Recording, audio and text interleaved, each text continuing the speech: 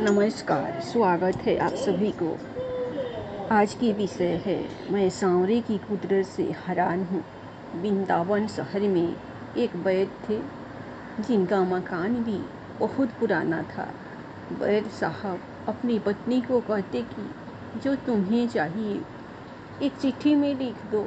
दुकान पर आकर पहले वह चिट्ठी खोलते, सामान के भाव देखते, फिर कान्हा से दुआ करते कि सांवरे, मैं केवल तेरी इजाज़त से तुझे छोड़कर यहाँ दुनिया में आ बैठा हूँ, तो मेरी आज की व्यवस्था कर देगा। उसी समय यहाँ से उठ जाऊँगा और फिर कभी सुबह 9:30, कभी 10 बजे शाम जी वैद्य जी रोगियों की दवा देकर के वापस अपने गांव चले जाते। एक दिन वैद्य जी ने दुकान खोली, फिर चिट्ठी खोली तो देखते ही रह गए। एक बार तो उनका मन भटक गया। उन्हें अपनी आंखों के सामने तारे चमकते हुए नजर आ गए, लेकिन जल्द ही उन्होंने अपने मन पर काबू पा लिया। आटे, दाल, चावल आदि के बाद पत्नी ने लिखा था बेटी के दहेज का सामान लाना है। जी कुछ देर सोचते रहे, फिर बाकी चीज़ों की कीमत लिखने के बाद दहेज के सामान लिखा। यह काम मेरे कान्हा का है, कान्हा ही जाने। 1-2 मरीज आए थे, उन्हें वैद्य जी दवाई दे रहे थे। इसी दौरान एक बड़ी सी कार उनके दुकान के सामने आकर रुकी। दोनों मरीज दवाई लेकर चले गए। वह साहब कार से बाहर निकले और राधे राधे करके बस पर बैठ गए। वैद्य जी ने कहा कि अगर आप अपने लिए दवा लेनी है तो आपकी नाड़ी देख लो। उस आदमी ने कहा कि वैद्य जी, मुझे लगता है आपने मुझे पहचाना नहीं। मैं 15-16 साल बाद आपकी दुकान में आया हूँ। आपको पिछली मुलाकात की बात सुनाता हूँ, फिर शायद आपको सारी बात याद आ जाएगी। वैद्य जी, मैं 5-6 साल से इंग्लैंड में रहता हूँ। इंग्लैंड जाने से पहले मेरी शादी हो गई थी, लेकिन अब तक बच्चा नहीं हुआ। यहाँ भी इलाज किया और इंग्लैंड भी करवाया, लेकिन हमारी किस्मत में शायद बच्चा नहीं था। आपने कहा मेरे भाई, अपने भगवान से निराश ना हो। याद रखो, उसके खजाने में किसी चीज़ की कोई कमी नहीं है। औलाद, माल, धन दौलत और खुशी, गर्मी, गमी, जीवन, मृत्यु सब कुछ उसी के हाथ में है। किसी वैद्य के हाथ में कुछ भी नहीं है। अगर औलाद होनी है तो मेरे सांवरे के आशीर्वाद से ही होनी है। औलाद देनी है तो उसी ने देनी है। मुझे याद है तुम बातें करते जा रहे थे और साथ साथ पुड़िया भी बना रहे थे। फिर आपने मुझसे पूछा कि तुम्हारा नाम क्या है। मैंने बताया कि मेरा नाम सतीश है। आपने एक लिफाफे पर कान्हा और दूसरे पर राधे लिखा। फिर दवा लेने का तरीका बताया, लेकिन जब मैंने पूछा कितने पैसे था, आपने कहा बस ठीक है।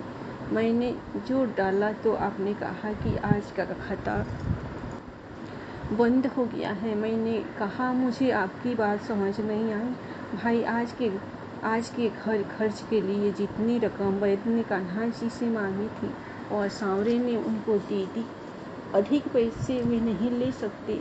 मैं बहुत हैरान हुआ और शर्मिंदा भी हुआ कि मेरे कितने घटिया विचार थे और यह वैद्य कितना महान व्यक्ति है। मैंने जब घर जाकर बीवी को दवा दिखाई और सारी बात बताई तो उसके मुंह से निकला, वो इंसान नहीं कोई फरिश्ता है और उनकी दी हुई दवा हमारी मनोकामना जरूर पूरी करेगी। जी वैद्य जी, आज मेरे घर में 3 बच्चे हैं।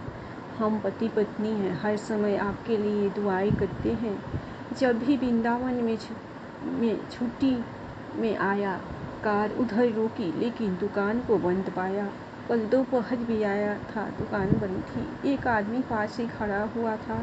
उसने कहा कि अगर आपको वैद्य जी से मिलना है तो सुबह 9 बजे अवश्य पहुँच जाए, वरना उनके मिलने की कोई गारंटी नहीं। इसलिए आज सवेरे सवेरे आपके पास आया हूँ। वैद्य जी, हमारा सारा परिवार इंग्लैंड में बस चुका है। केवल एक विधवा बहन अपनी बेटी के साथ वृंदावन में रहती है। हमारी भाजी की शादी इस महीने की 21 तारीख को होनी थी। इस भाजी की शादी का सारा खर्च मैं अपने जिम्मा लिया था।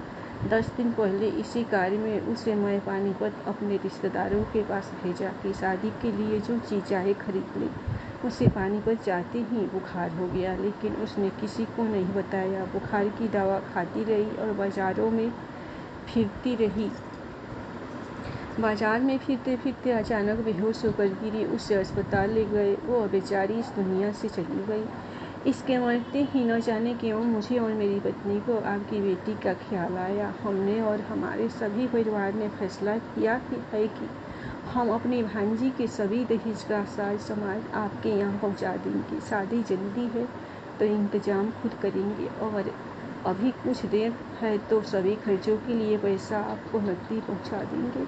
आप कृपा कर मना मत करना, अपना घर दिखा दे ताकि सारा सामान वहाँ पहुँचाया जा सके। वैद्य जी हैरान परेशान हुए, बोले सतीश जी आप जो कुछ कह रहे हैं मुझे समझ नहीं आ रहा है। मेरा इतना मन नहीं है। मैं तो आज सुबह जब पत्नी के हाथ की लिखी चिट्ठी यहाँ आकर खुली तो देखा तो मिर्च मसाला के बाद जब मैंने शब्द पढ़े बेटी के दहेज का सामान तो तुम्हें पता है मैं क्या लिखा। आप खुद यह चिट्ठी जरा देखें। सतीश जी यह देखकर हैरान रह गए कि बेटी के दहेज के सामने लिखा था यह काम कान्हा का है, कान्हा ही जाने। सतीश जी यकीन करो, आज तक कभी ऐसा नहीं हुआ था कि पत्नी ने चिट्ठी पर बात लिखी हो और मेरे सावरे ने उनका उसी दिन व्यवस्था न कर दिया हो। सारे बोलो राधे राधे। आपकी भांजी की मौत का मुझे सदमा है, अफसोस है, लेकिन मैं सावरे की कुदरत से हैरान हूँ कि वे कैसे अपने काम दिखाता है। धन्यवाद। आप लोगों को ये कहानी पसंद आई होगी तो आप लोग श्री कृष्ण भगवान के नाम पर तो दिल खुलकर लाइक सब्सक्राइब जरूर कीजिए। प्रेम से बोलिए जय श्री कृष्ण, राधे राधे, श्याम मिला दे।